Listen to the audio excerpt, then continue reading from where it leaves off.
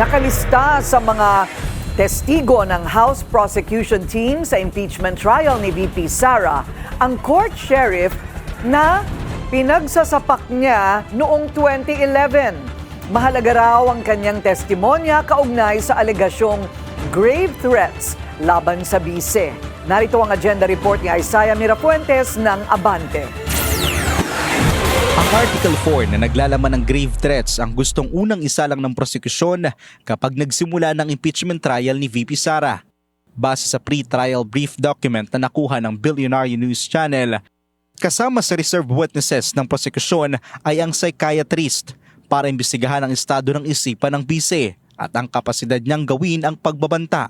Mahalaga raw ang pananaw ng isang eksperto dahil may ituturing itong patas at walang bahid.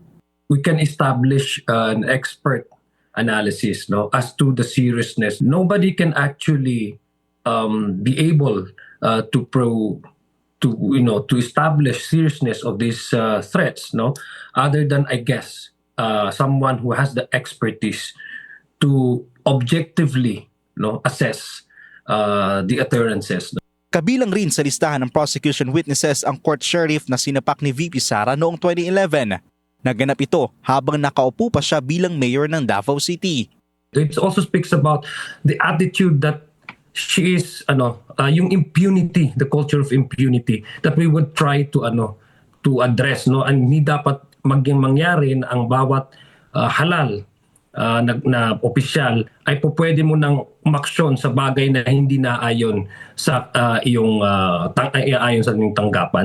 Testigo naman para sa confidential funds ang ilang security officials ng bise na sina Colonel Raymond Dante La Chica at Lieutenant Colonel Dennis Nolasco at si Attorney Zulaika Lopez.